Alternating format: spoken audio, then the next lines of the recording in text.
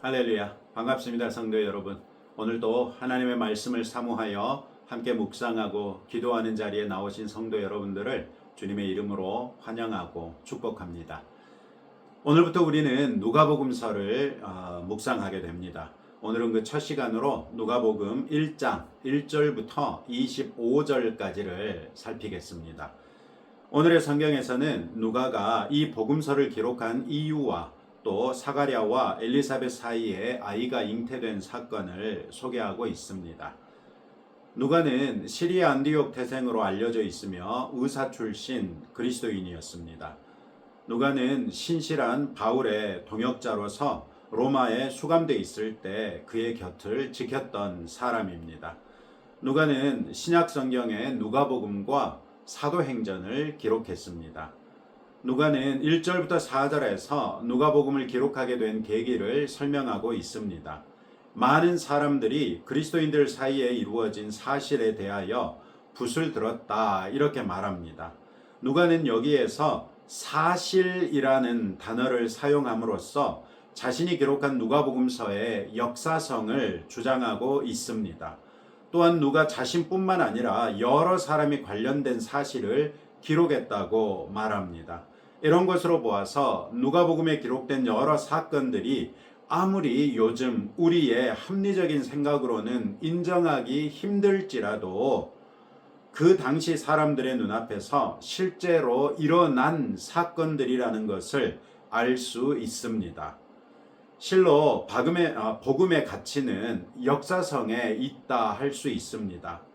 복음의 핵심을 이루는 예수님의 십자가의 죽음과 그로 인한 모든 죄악의 용서, 그리고 예수님의 부활이라는 믿기 힘든 일이 실제로 일어난 일들이 아니라면 기독교 신앙은 철저하게 부정될 수밖에 없습니다. 그러나 2000년이 훌쩍 지난 지금까지도 전 세계에 수많은 사람들이 자기의 목숨을 걸고서도 그 복음을 믿고 또 복음에 헌신하게 한 것을 보면 복음의 역사성이 가진 힘이라고 할 수 있습니다. 우리의 일상생활 가운데서도 실제로 일어난 것을 목격한 내가 직접 이야기해도 도무지 믿지 않는 사람들이 있지 않습니까? 그런 경우 우리는 어떤 사람들은 도무지 믿지 않기로 결단한 것처럼 느껴지는 것도 부인할 수 없습니다. 다만 우리는 복음을 믿고 전파해야 하는 사람으로서 우리가 믿고 확신하는 바를 전하되 받아들이지 않는 사람들에게도 반드시 반복해서 수고해야 합니다. 다만 복음을 받아들일 마음이 있는 분들에게 더욱 집중하는 것이 지혜롭다고 할 수 있다는 것이죠. 2절에서 말하는 처음부터라는 말은 누가복음의 기록에 따르자면 예수님의 탄생과 관한 첫 번째 사건을 가리키며 그 사건은 5절 이하에 소개된 세례 요한의 탄생을 예고한 사건으로 보입니다. 누가는 이 사건에 대해서도 목격자들의 존재를 인식시켜주고 있는데 21절에 보시면 백성들이 사가랴를 기다리며 그가 성전 안에서 지체함을 이상히 여기더라 이렇게 말하고 있고 22절에서도 그가 나와서 그들에게 말을 못하니 백성들이 그가 성전 안에서 환상을 본 줄 알았더라 이렇게 말하고 있습니다. 사가랴에게 무슨 일인가 일어났다는 것을 목격한 사람들이 있었다는 것입니다. 사가랴가 성전에서 분향하는 동안 무슨 일이 있었다는 것을 알게 된 사람들의 존재를 언급함으로써 2절에 목격자라는 존재를 확인시켜주고 있는 셈이지요. 복음서의 기록은 2절에 있는 것처럼 목격자의 말씀과 일꾼된 자들이 전해준 내력을 기록하는 것에서 시작됐습니다. 이는 예수님의 행적을 목격했던 증인들과 말씀의 일꾼된 자들, 즉 사도들을 말하는 것이겠죠. 그 사람들의 필요성을 인지했기 때문이었습니다.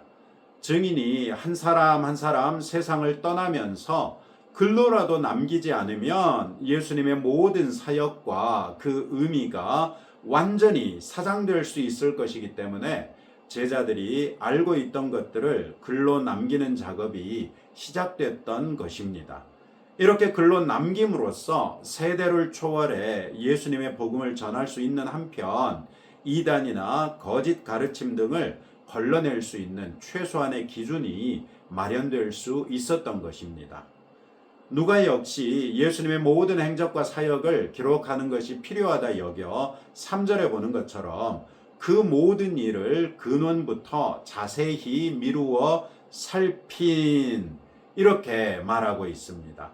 누가복음은 그 어떤 복음서보다도 객관적인 관점에서 예수님에 관한 일들을 자세하게 기록하고 있는데 이는 그가 의사로서 자신도 믿기 어려운 일들에 대한 증인과 당사자들이 아직 살아있는 때에 그 사람들을 만나고 관련된 장소들을 자세히 미루어 살폈기 때문에 가능했던 것으로 보입니다.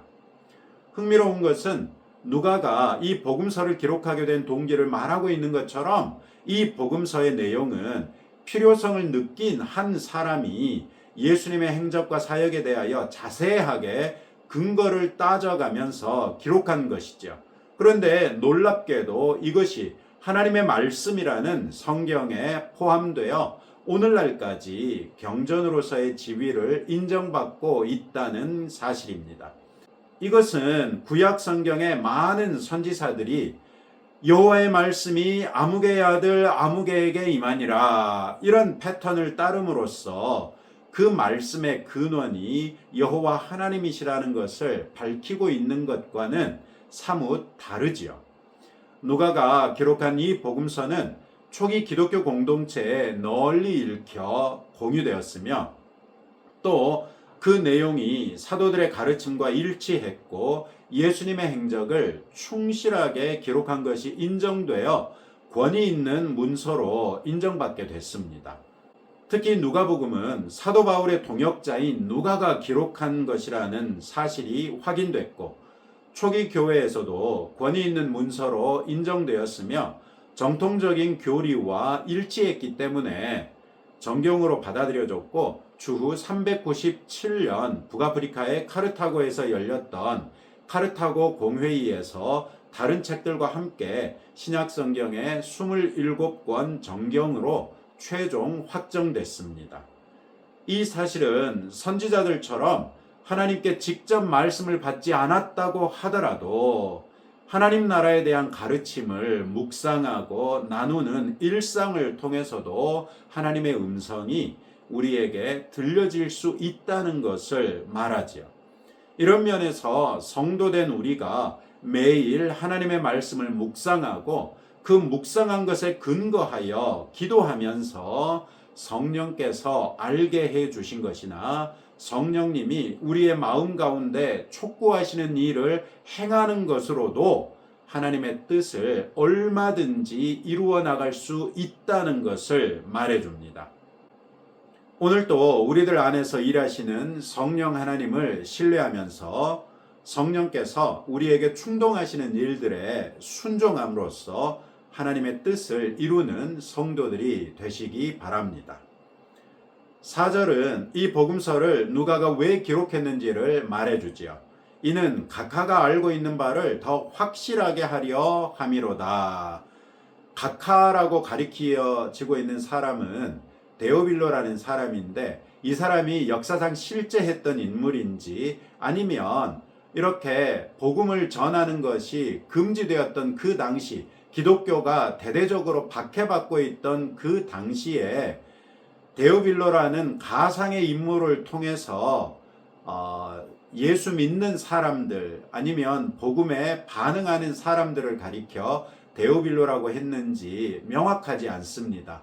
왜냐하면 데오빌로라는 이름이 데오스란 말과 필로스란 말이 합쳐진 말인데 데오스가 하나님을 가리키고 필로스가 사랑하는 자들, 즉 하나님을 사랑하는 자 이런 의미를 가지고 있기 때문이지요.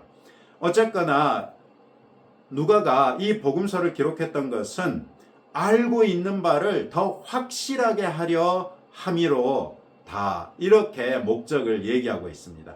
확실하게라는 말을 헬라어로 보면 명사형인 확실함 혹은 확실성 이렇게 돼 있습니다. 즉 확실하게 하려 함이라 이 말은 확실성을 갖게 하려 함이다 이렇게 볼 수 있다는 말이죠.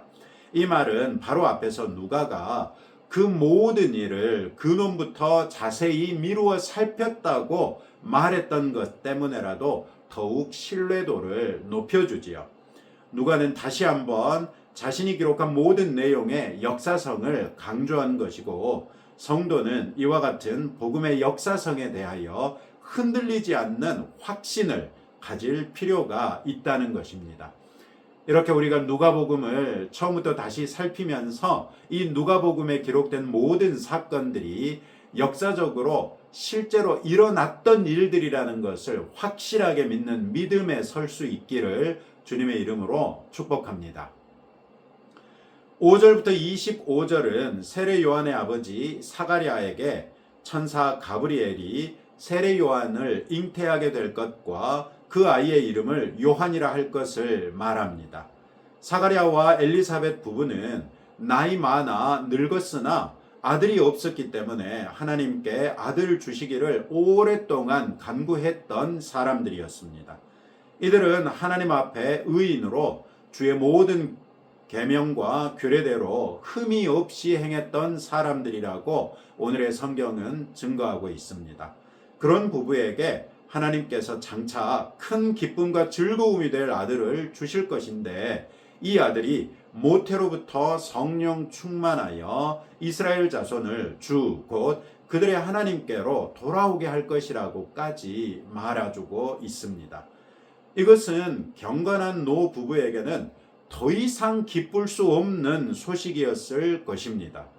그들에게 아들이 생긴다는 것만으로도 더할 나위 없는 기쁜 소식인데, 그 아들이 장차 수많은 사람들을 그들의 하나님 여호와께로 돌아오게 할 것이라고 한다면 어찌하니 기쁘겠습니까?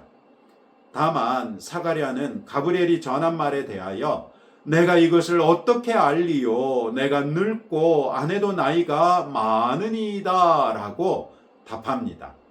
인간적으로 생각해 보면 이런 말은 사가랴 입장에서는 충분히 할 수 있는 말이죠. 그러나 이 말한 대가로 인해서 사가랴는 그들에게 아들이 태어날 때까지 말을 하지 못하게 되고 맙니다. 그리고 그 이유는 가브리엘이 선언한 것처럼 이는 내가 내 말을 믿지 아니함이거니와 때가 이르면 내 말이 이루어지리라 이렇게 말하는 것이죠. 20절이죠. 자신은 하나님의 말씀을 대언하고 있기 때문에 그 말씀대로 이루어질 것인데도 그것을 믿지 못했다는 것입니다. 그러니 믿지 못한 죄로 너는 내가 말한 일이 이루어질 때까지 말을 하지 못하게 될 거라고 선언해 버립니다. 가브리엘의 책망도 충분히 그럴듯합니다. 왜냐하면 지금 이 대화가 이루어지고 있는 장소가 바로 성전이었고, 사가랴는 난데없이 주의 사자가 나타나서 자신이 분향하고 있는 분향단 우편에 서 있는 것을 보았습니다.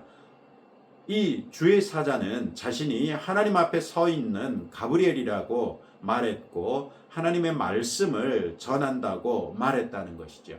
그런데도 사가랴가 그 말을 믿지 아니했기 때문에 이런 벌을 받을 만하지요. 사실 이런 일이 간혹 사람들에게 일어납니다. 간절하게 바랐던 일이 정작 일어나고 나면 쉽게 믿지 못하는 일, 이런 것이죠. 사가랴는 경건한 사람이었음에도 불구하고 자신이 나이가 많아 늙었다는 것 때문에 하나님께서 이루실 일을 믿지 못했습니다. 이는 우리 역시 하나님의 말씀이 우리의 삶 속에 이루어지기를 간절하게 바라면서도 하나님의 말씀이 정말 이루어질 것인지 믿지 못하는 일들이 있다는 것을 말합니다. 이런 때에 우리가 기억해야 할 성경 구절은 단 한 구절이면 충분합니다. 대저 하나님의 모든 말씀은 능하지 못하심이 없느니라. 누가복음 1장 37절 말씀입니다. 우리는 때때로 상황과 환경에 압도되어 하나님의 약속을 잊거나 의심할 수 있습니다. 그러나 믿음은 불가능해 보이는 상황 속에서도 하나님의 전능하신 능력을 신뢰하는 것이지요. 참 믿음에 대하여 진지하게 고민해 보시지 않겠습니까? 내가 말로는 믿는다고 하면서 실상은 믿지 못하고 있는 것들이 있지는 않은지 점검해 보시기 바랍니다.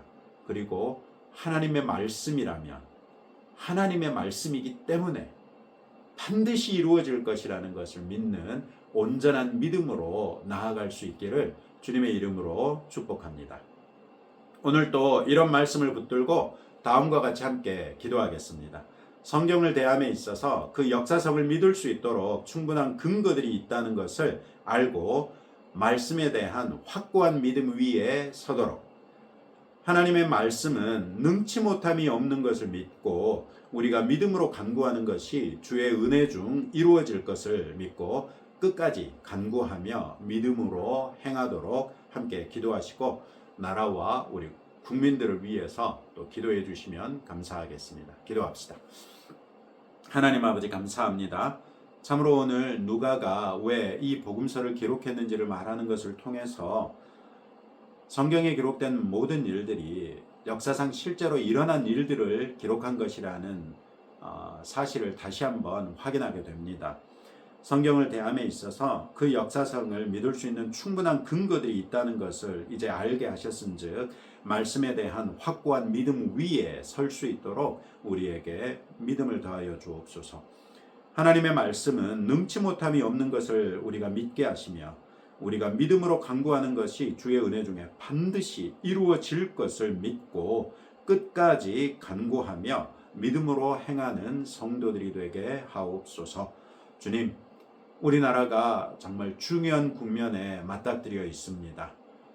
대통령 탄핵에 관한 헌재의 결정이 속히 내려지게 하시고 그 이후에 우리나라의 분열된 모습이 치유되고 싸매져서 하나 될 수 있도록 은혜 베풀어 주시되 우리 대한민국의 교회가 국가 분열의 일목을 담당했은즉 이제는 이 쪼개지고 분열된 나라를 다시 싸매고 치유하고 회복하기 위해서도 교회가 마땅히 감당해야 될 일을 감당해내는 우리 한국 교회가 되게 하옵소서. 여러 가지로 힘들고 어려운 상황 가운데 들려오는 소식들마다 우리의 마음을 더욱 누르는 소식들 뿐이니 우리 국민들의 마음이 심히 낙심되고 있는 것을 주님 아십니다. 주님, 이러한 때에 우리 그리스도인들이라도 다시 심기일전하게 하시고 우리나라를 위하여 더욱 열심히 기도하게 하시며 아버지 하나님의 은혜로 우리나라가 맞닥뜨린 이 상황이 속히 정리되게 하심으로 우리 국민들의 마음이 주 안에서 회복되고 과연 하나님을 다시 한번 바라보며 소망할 수 있는 날이 속히 올 수 있도록 긍휼과 자비를 더하여 주옵소서. 크고도 놀라운 일을 이루시는 아버지께 감사드리며 예수님 이름으로 기도합니다. 아멘. 이제 여러분들의 기도 제목 가지고 함께 기도하며 나아가시기 바라고, 내일은 주일이니까 오늘 또 하루 경건하게 보내시면서 내일 하나님께 예배드리는 기쁨을 누릴 수 있는 주일이 되시기를 축복합니다.